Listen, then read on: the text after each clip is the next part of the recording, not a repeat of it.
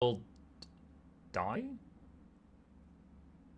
Okay, hold on. Let me confirm something. So in every single ending, I still have that whole interaction with Alt and make a choice. Is that correct?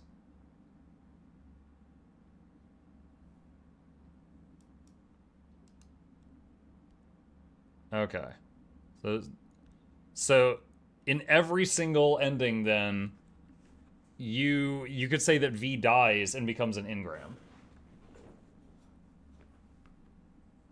There's one where you don't through Phantom Liberty.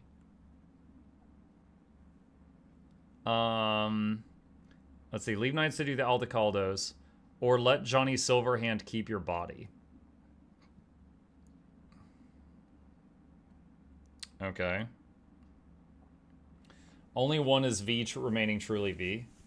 Except Phantom Liberty, yeah, but it's worse. In the tower ending, you get cured but become allergic to cyberware, returning to Night City as a nobody NPC. Sun ending, you get the Mr. Blue Eyes quest where he might cure you after, which is what I got. The tower ending does have a cure. Where is that under Phantom Liberty? Hang on. Phantom Liberty. Survive Night City and start a new life. The tower is one of the achievements. Okay, so this one. Okay, let me try something here. Let's see.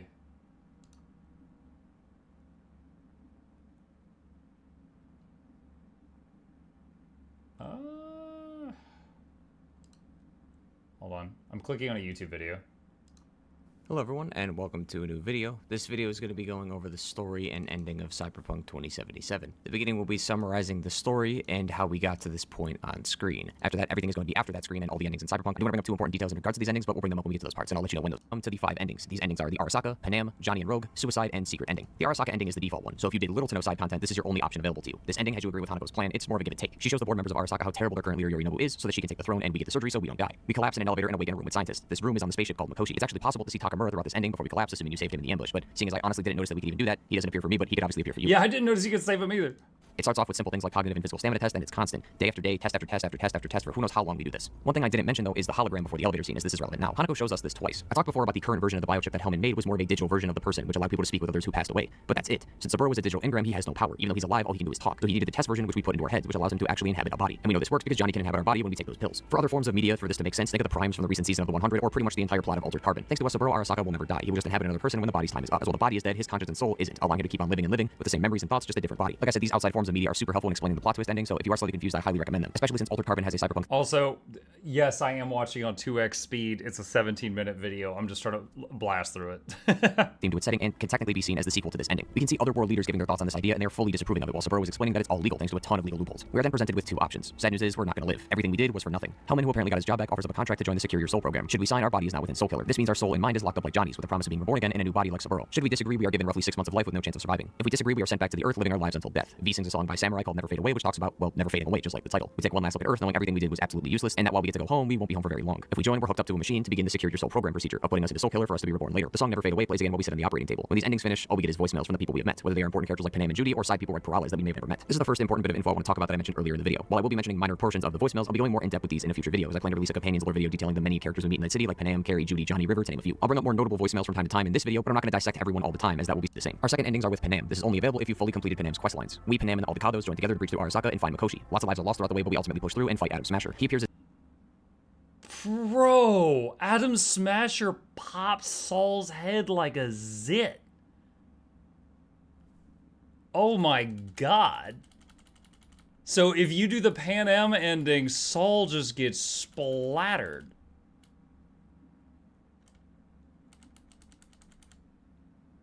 through and fight Adam Smasher. He appears as the end boss in the first 3 endings, Arasaka, Panam, and the Rogue ending. When we connect to Mikoshi, we're given the choice of keeping our body or having Johnny inhabit it. Those are our 2 choices. If we keep the body as V, we get arguably the best ending in the game, where Panam and V and the remaining Aldecados leave Night City and find new life elsewhere. Night City isn't really worth our time anymore, and besides, we did cause some major havoc with Arasaka, so we definitely need to flee if we want to make it out alive. If we choose Johnny to inhabit our body, we get a whole new ending with him as V permanently. The idea is this: one person goes in cyberspace with Alt, the other goes into the body of V, and as we said before, the body can't have 2 people in it. The first option with us leaving with Panam to go to Night City was V taking control of the body, Johnny going to cyberspace. This one is V in cyberspace and Johnny taking control. We don't look like Johnny, remember, as it's still V's body, but we're playing and acting as Johnny like we've done many times on some of the side missions. This shows small moments with Johnny and the neighbor Steve, taking him to a local guitar store to play some silverhand music, then visits a columbarium, which is kind of like a cemetery. In 2077, you write the person's name on a tagline inside the container and some personal belongings. We can see all the characters that have died that we have met, people like Evelyn, Jackie, and tons more. Jackie says, "Good night, sweet prince," which is a reference to Hamlet by Shakespeare, where Hamlet dies in Horatio's arms, in which that phrase is muttered. Hamlet dies in Horatio's arms the same way Jackie died in ours, which I thought was a really cool reference. It's definitely recommended to do this ending if you've done everything so you can see all the burial sites in game. I also wondered if these boxes have to do with killing people. CD Projekt Red months ago said that the endings of the game may have to do with how many people you kill. Maybe that meant the named boxes that we see or all the boxes in general, but I'm rambling. This ends with Johnny giving V his bullet charm back and taking a bus away from Night City. For the voicemails, especially if we go with Panam, most are normally talking about how our life in the desert is. People like Mitch are relevant as they were in the flight, and Saul doesn't appear for obvious reasons. I'm unsure if it's just strictly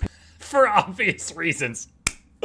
Nam, or because in my game she was my romance lover, but she is super pissed at Johnny for taking V away. Whereas the opposite, she's talking about being late to camp, as remember we left with her and the other nomads, so she's been with us the whole time. The third endings have a bit of an explanation to them, but let's get there first. The third is where we agree with Johnny to have him take over and go with Rogue to finish what they started 50 years ago. We round up Rogue and Waylon and attack Arasaka Tower again with some new toys and gear. This ending provides arguably the best weapons to keep after the credits roll, so if you care about new gear and weapons. Sorry, my Steam Deck, my Stream Deck got disconnected, and I was trying to fix it. That's why that pop-up was. Maybe you want to do this ending too, as these weapons are really powerful. Once again, we fight Smasher and we see Rogue die, but continue to fight with Waylon to defeat him. This ending gives us the same choice as the second one, who gets the body. Choosing Johnny once again gives us the previous ending with Steve, with small details like giving Rogue her gun as a burial option. If we give it back to V, he becomes the Legend of Night City like he dreamed. But as V, we end up taking on our final mission from Mr. Blue. Wait. Hold on a sec.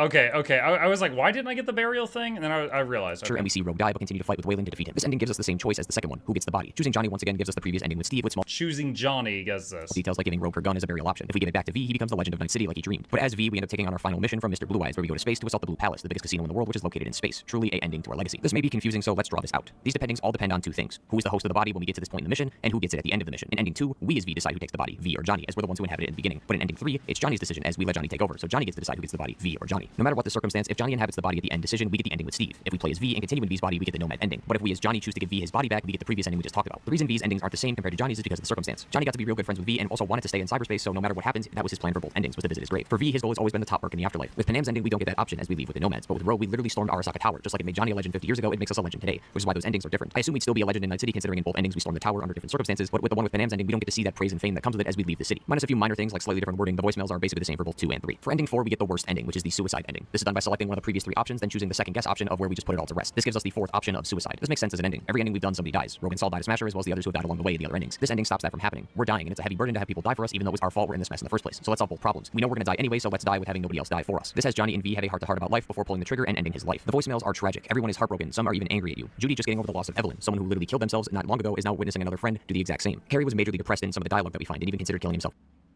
as well, so he knows how terrible it is to do such a thing and is mad at you for even doing this. Like I said, some are angry, but most are just paying their respects to you. It's a sad ending and it really shows the repercussions of suicide. I don't think you knew just how many friends you really had. The last ending is the secret one, and the last thing I want to mention in this video is that this one is very complex. That was a dark ending? I mean, yeah, it sounds like it. CD Projekt Red, it requires a certain amount of affinity with Johnny. I can't explain what specifically to do, but I will give you 2 most important things that either seem to be the only things that matter for this ending, or the 2 that are definitely the most important, as affinity could mean anything. Is it every conversation with Johnny we've ever had, main mission, side mission, gig, anything, as that could probably take months for someone to fully understand it. But the 2 most important ones I found are completing the Samurai storyline, which is meeting with Rogue to find everyone Smasher, have a date with her, get the band back together, and play one last gig. The other is the gravestone portion. When you and Rogue try to find Intel and Smasher, you visit Johnny's grave, you must say the line, "The guy who saved my life." There's a ton of other dialogue that may or may not matter, but I followed the guide on RPGsite.net, so shout out to them. I think I did all the things he just listed, and I did not get that ending option, but I think the wiki explained what you had to do. If you want to try this for yourself, I'll leave a guide in the description down below if you want to answer exactly what me and them said, as we both got the scene to work using this. I noticed the badge at the top of the Samurai logo said 70%, a number I didn't know you could reach as I kept getting 60, so I'm assuming 70 is the minimum to get this. I'm not sure if there's a higher number than 70 yet, as No, mine was 85, and I didn't have the option. It's not I have related discovered to this, but that. it's possible. Afterwards, to trigger this, you must choose the Johnny and Rogue option, then sit and wait at the screen for almost 5 minutes. Johnny takes the side. Oh, maybe I did have it unlocked, because I didn't wait 5 minutes. Says you're undecided, so he offers you an alternative, possibly dying in a blaze of glory by going right through the front door of Arasaka HQ and doing it yourself. It's the most badass ending, as you are literally soloing a mega corporation. This is easily the hardest mission in all of Cyberpunk. Every enemy has red skulls, and they all killed me in 2 hits on easy difficulty. If you die, that's it, and it rolls credits. This option They in the all killed me in 2 hits on easy difficulty, he says. Also, his Mantis blades look way cooler than mine did. Side one are technically one and the same, as you basically give up your life. It was either by you doing it yourself or dying to Arasaka. The voicemails are going to be the same, but here's the thing. They don't have the ending if you succeed. Actually, I don't think anybody on YouTube has the ending at the time of making this video. Currently, it's been less than a week since Cyberpunk has been out at the time of making this. A small amount of people have beaten Cyberpunk, and even smaller amount of people have gotten the secret ending, and I would say maybe less than a dozen people have actually beaten the ending. This isn't to gloat, but I feel like I'm the only person on YouTube at this current moment that I've seen so far who has the footage of the fight. I've seen no videos or screenshots of this mission at all. The only source I have for the endings is RPGsite.net once again, but this is without any proof of screenshots or videos. I'm not saying don't believe these endings, but I always like to see proof to claim that it's real. The endings are essentially the ending 3, the Rogue option. At the end, we get to choose who gets the body. If we choose V, we get to become the Legend of the Afterlife, where we go to space and attack the casino. If it's Johnny, we get the Stevie ending again. This ending is the same, but the beginning is massively different, as you can already see. Look out in the future as I plan to grind this game to 100% to be able to tackle this quest. I was only level 25 when doing this footage on screen, so I'm hoping by level 50 these won't be Red Skull enemies, and even if they are, I'll be well more equipped to Level kill them. As I said, this is 25? Yeah, I was like 55 in there, and I was still getting like 2 shot by Adam Smasher. the hardest mission in Cyberpunk, is this is literally a solo raid. Just be prepared in the coming weeks when I'm hopefully able to actually tackle this and show actual footage of the choices from this ending. I apologize if you wanted more footage than something other than the first room, but honestly, it's fucking hard. With that, we come to the end of the video. Let me know your favorite ending or the ending that you got in the comments down below. Like I said, look out for both the secret ending gameplay and the lore video on the main. Okay. Pretty cool. Wow. Oh, that doesn't show the Phantom Liberty endings. Hang on. Cyberpunk Phantom Liberty endings. I cannot spell. All Phantom Liberty endings. That hidden in shards throughout. Wait, what? The Nomad ending, they'll help you find another way to survive, similar to Blue Eyes possibly having a cure. The Nomads could potentially leverage their contacts with Biotechnica, who is the corp to get you a new body. That's the leading theory anyway. Blue Eyes is most likely the one who was going to help cure Songbird. If you'd side with her in Phantom Liberty, he's likely working with Nightcore. There's no hard answer on who exactly Blue Eyes is. It's just a lot of things. Okay, let's see. King of Swords, King of Cups, King of Wait, what? King of what? Are these endings? The video. Bottom of my list then, and let me preface this, there are reasons both for and against picking any of these 4 endings, which I'm going to go over. But the worst ending to Phantom Liberty, I think, is the King of Swords. The one wherein you first side with Somi, fight your way through the orbital air spaceport, inadvertently triggering a huge massacre with many innocents caught in the crossfire, and then, after all that fighting and suffering on Somi's behalf, do a full U-turn right at the end. Either because you realise she betrayed us, or you just don't want to kill Solon Reed. Instead, handing her back over to the NUSA to become their prisoner once again. We can then, if we so choose, be given the neural matrix in return, unlocking the Phantom Liberty ending, or we can just hand her over for nothing, which, from a gameplay standpoint, is the most pointless thing you could probably do. So, breaking it down, this ending overall is not the best case scenario for us, the player, any of the major characters, or indeed the rest of the world. From a shallow gameplay standpoint as well, we miss out on Reed's Pariah pistol and the Quantum Tuner cyberware. We only get those from sending Somi to the moon. For V, I would say it's the least rewarding path. Again, we struggle through hell, but we may as well have just handed her over to begin with. What was the point of going through so much, only to decide when merely a few feet away from our destination to just give it all up? Which of course sucks for Somi as well, more so than any other ending. To provide her with the hope of escape in the first place, only to snatch it away again. And I'd say if you're going the route... Shout out to the people who watch my Mukluk Plays channel, and they're watching the Cyberpunk playthrough, and they watch on 2x, so they're getting to this on 4x, and they're just like... of betraying her, you might as well do so from the off. For King of Pentacles, at least, the other end where she returns to the NUSA, it becomes a choice between whether to actually kill her or not. A more complicated and excusable choice to make either way than here. And I know that sounds bad before explaining, but just for now, trust me. Here, we're essentially saving our own hide at the last second, and yeah, okay, I suppose Reed's as well, and essentially throwing Somi under the bus. And sure, she did the same to us first, lying about the neural matrix. It's not completely unjustified us turning her in, but it's still a dick move to make, especially this late in the game. As for Reed, I'd actually say it's the second best outcome for him after reviewing them all, because meeting with him afterwards at a 2-2 station, we can see Reed beginning to question whether what we did was right. I can't sleep. Trying to break things down. Keep asking myself. And I don't know, but maybe you do. I'd say this journey of realization is taken furthest for him in the ending where Somi dies, King of Cups, whilst in the ending where we side with him the whole way, King of Pentacles, there's not even a glimmer of realization or moral questioning there. Though, flashing forward 2 years for a second, an opportunity we only get after King of Swords or King of Pentacles, Reed does seem the same in both instances by that point, in the brief interaction we have with him. And I suppose it's confirmed then that for both of these, he stayed on at Langley, working for the NUSA. Though I'd wager behind the scenes, Reed probably doesn't follow his ideals as blindly after King of Swords as he still does in King of Pentacles. As for Myers, despite getting Somi in this one like she wants, she's also just caused some major issues for herself by triggering the massacre at the orbital air spaceport, securing an asset at the cost of potentially starting a war. So she neither fully wins or loses for this one. And depending on your attitude toward Myers, whether you just want to tell her where she can stick it or to empathize a little with the position she's in, this ending is good for neither of those outlooks. Telling her where to stuff it is most satisfyingly done to her face in the King of Cups ending, whereas if you want to stay on her good side, this obviously isn't the choice for that either. And a war of nations will likely harm many more innocents, whilst potentially just consolidating her power in the long run, what with wartime measures. The only person who possibly benefits from this ending the most then is Alex, who obviously suffers most and immediately if we betray Songbird. In this ending, we don't actually know what happens to her for sure, just that she survives. Though we do get more insight in a different ending that we'll get to. But essentially, she'll have things either go a bit better, a bit worse, or roughly the same as that one. And I'd wager it's the same, but again, we'll get to it. As for the rest of the world in this ending, well, I did a recent video breaking down the wider consequences and hidden secrets of both ending parts. So whilst the King of Swords is very much a so-so ending, King of Cups is a lot more polarizing. There's definitely strong reasoning out there for this being the overall best outcome. Hands and Tears actually has a great video arguing why this is the best, and I'd highly recommend giving that a watch too. This is the ending wherein we first side with Reed, attack the Maxac convoy, descend into Cynosure facility, spend about an hour hiding from this terrifying piece of metal, and then at the final moments where Somi begs for death, we, being a merciful merc, oblige. Now, at first glance, this easily appears to be the worst ending. Somi dying removes any hope of her living Is this what I got? I might have gotten this one. freely after this, obviously. Myers is none too happy with our actions, which shuts us off from getting the NUSA's help in the ending, though they do still take Somi's body back with them to probe for anything that could still be useful. After all, the woman was still a walking, talking super weapon of forbidden potential, possessed by a literal demon who could wipe entire armies with nothing but a look. And I suppose when you put it that way, that's I'd argue... Okay, then I know what this is. Okay, so King of Wands. A great video one. Though King of Cups isn't the only tough one to mull over, and whilst King of Wands certainly has its fair share of dire consequences and unsolved riddles, it is at the same time the only hopeful ending for Somi. We of course achieve it by siding with her in Firestarter, and then on the bridge to the shuttle, refusing to surrender her back, and instead making the painful call of killing Reed. Song departs for the moon, no doubt to be received by another proxy of Mr. Blue Eyes, whose intentions are as of yet still unclear. But looking closely, he's been heavily involved in this whole operation. Oh, he was in Phantom Liberty. I didn't realize that. I mean, he's so easily hidden, so... Securing Somi her passage in the first place, as well as appearing not once, but twice, watching over events during the mission. Even managing to reach the train station with his umbrella mere moments after we walked through, deleting everyone in sight with the power of a basilisk, by which I mean the creature that can kill you with a look, not the tank. But that would have done a fine job too. In fact, Blue Eye's intentions could even be more malevolent than the plans Myers had. After all, Guy could be a proxy for a legion of tyrannical AIs that mean to wipe Songbird's psyche entirely and use her still aware body as a vessel by which to bridge the gap between physical and digital space. Hell, he may intend to use her immense power to wrestle control of the moon's mass drivers, bombarding the major settlements of Earth to cripple the global superpowers and bring about a grand unified world controlled entirely by Nightcorp. That is, he could do all that, but Mr. B's plans have never been so overt before. And indeed, it's far more his MO to operate from the shadows via the use of proxies to slowly and subtly take control of certain key components needed to pull the strings of society with nobody noticing. Memory tampering, back alley demonic possession, blipping people out of existence. Have a Centuri agent kidnapped! Yeah, this guy is very much a wild card, and entrusting Somi to him is essentially what we're doing in this ending, forcing Reed to also pay the ultimate price for the opportunity. The man dies with his ideals still intact, and never gets the opportunity to become a changed man. And who knows, maybe things are better that way. After all, the eye-opening revelations he experiences in King of Cups sound kind of bittersweet, and it's unclear in that ending whether he will go and do a new thing, or simply be unable to leave the system that's been synonymous to his identity for so long. Maybe it's just better to go out now than to live on aware that your ideals are bullshit, but still being unable to let them go. Personally, I certainly don't want him to die, much less administer the killing blow myself, and that is still a huge con of this ending for me, though it does afford us something nice and different in its place. Whilst the other three endings are capped off meeting with Reed, this one instead involves a final chat and a toast with Alex at her bar, where we also get to listen to a news broadcast further informing the results of our actions at the spaceport. And space travel,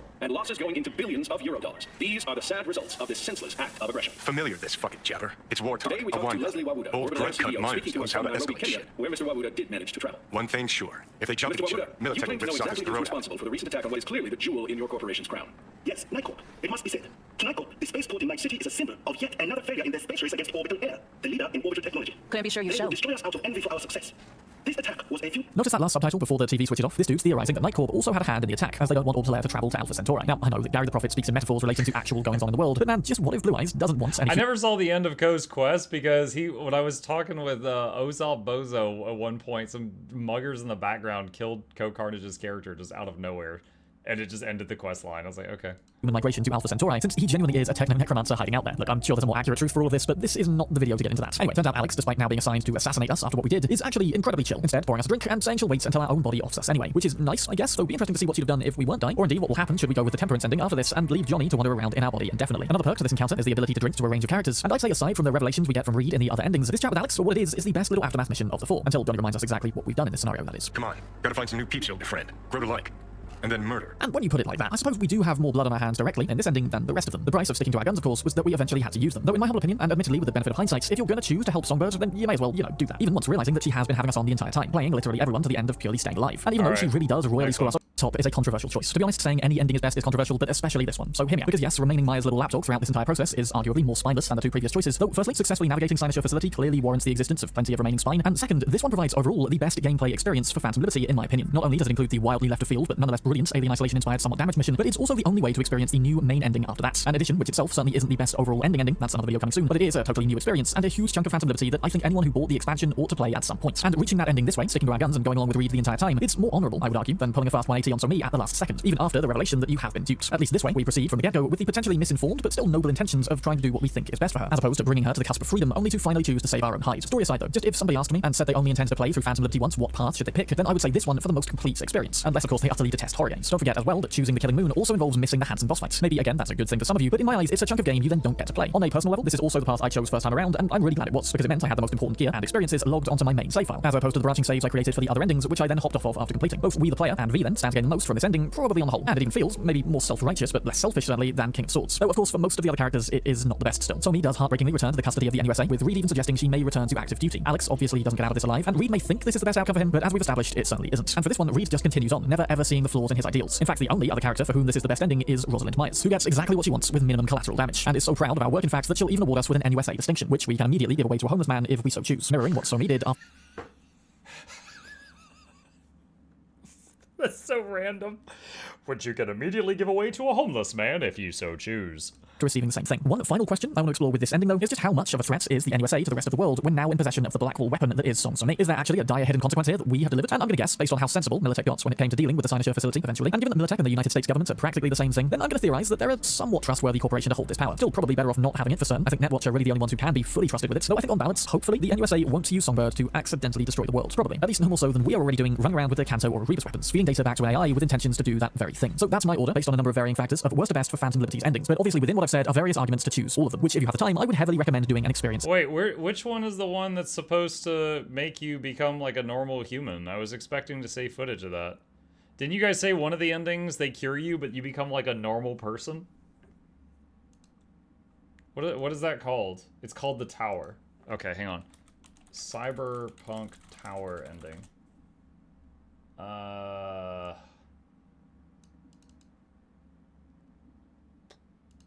There are no less than 7 Devil...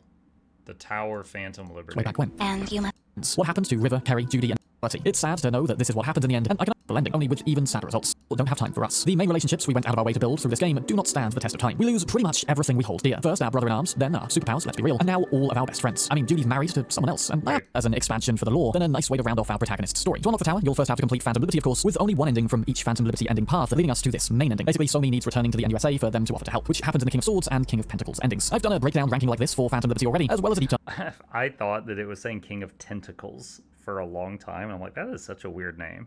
And Pentacles is also weird, but it's not what I thought it was saying.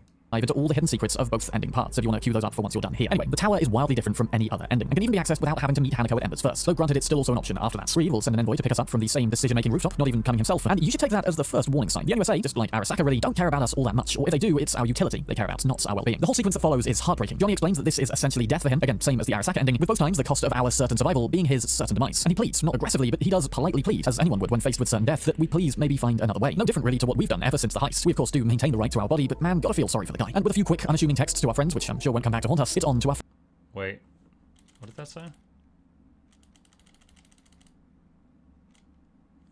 To Judy, got a short trip, miss you already, time's gonna fly by and you'll see the new me, like literally. What's that supposed to mean? Fill you in when I get back to town. It's on to our final heartfelt goodbye, which genuinely did make me tear up. Sometimes you gotta let go. Just don't let anyone change who you are, okay? Johnny, Good night, Valerie. Today was a good day. See, at this moment, I thought back to what V said. Valerie? V is Valerie? Else, way back when. and you must be Valerie? Me. Just me. Only people who know me real well can use my real name. Good night, Valerie. Today was a good day. What is, does anyone know what male V is? Vincent.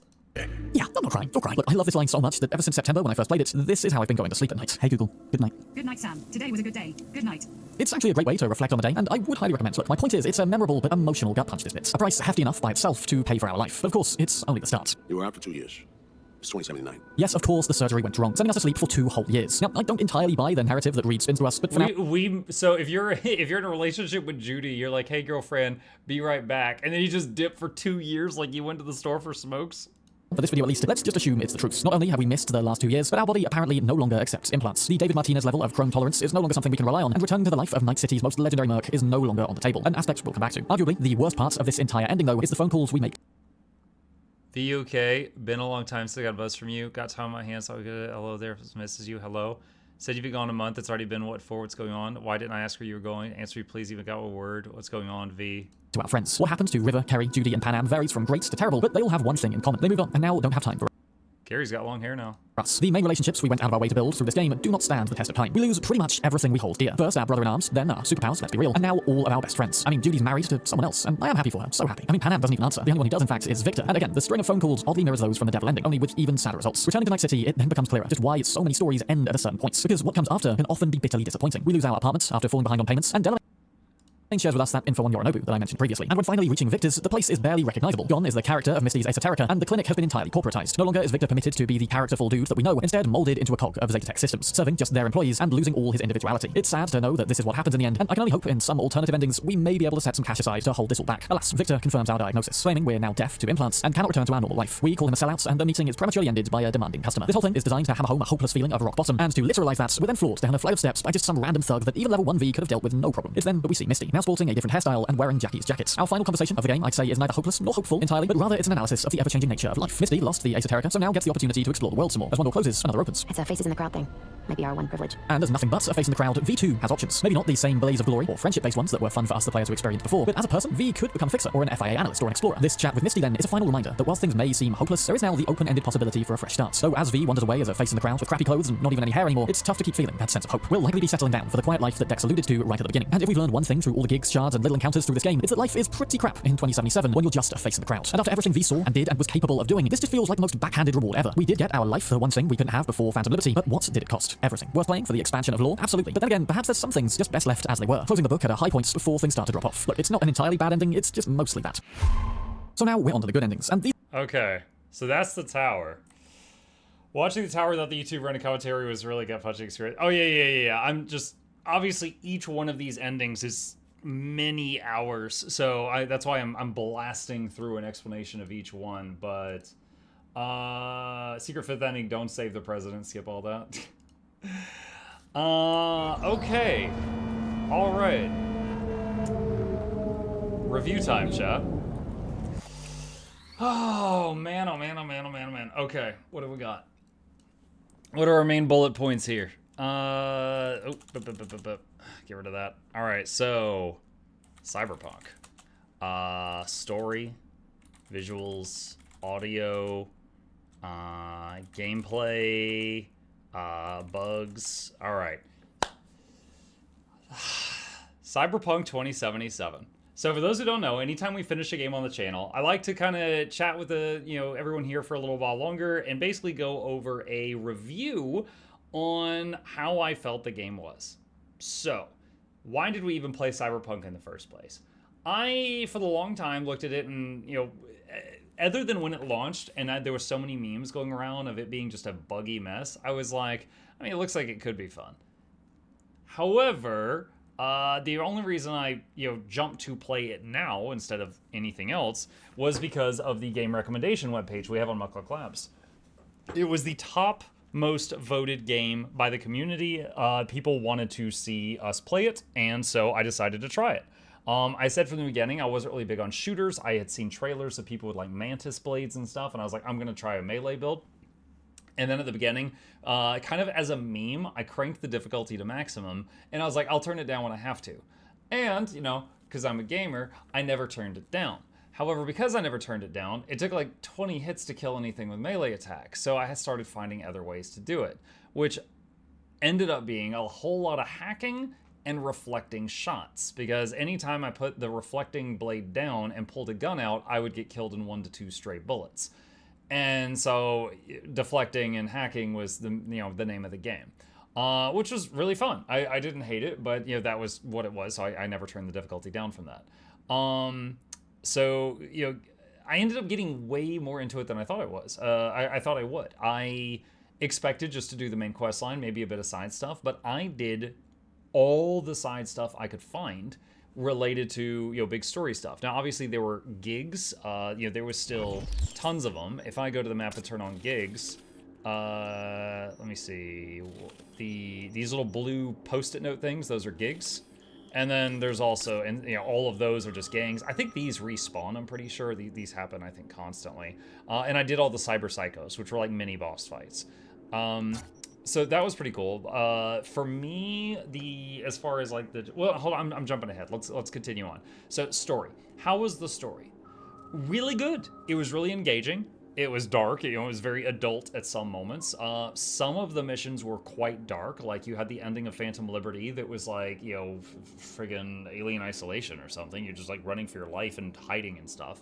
And then there was like the mission where the Peter Pan guy was kidnapping boys and like putting them into the thing that was meant for like a cow harness, and then was like force feeding them hormones and stuff. Like there was some really gruesome crap, and then there was other stuff that was just silly, like when you go with River and you play with his niece and nephew, and you just play games with the kids, and then you have an option to let them win, and you could do that, or you can you could just take the high score, whatever. There was really there was stories like on a wide spectrum of stuff. Jesse Cox cameo where he had a malfunctioning dingle dangle and he's like begging you to take him to the hospital while clutching his crotch. Yeah, there was some really funny ones too. So story, really, really good. It definitely felt like choices matter. There was branching paths. There was one point where, it was like 20-30 hours in where we got to that one quest where the guy thought he was the BD star. And he was like talking like this, and he had dyed his hair and stuff. And we had to go to her, and Johnny was like, "Just tell her you're hiring her for a gig." And I'm like, "No, I'm just gonna be honest." And I'm like, "Hey, we've got a friend who needs help. You're the only one who can help." She's like, "F off." And it says quest failed. And I was like, "What?"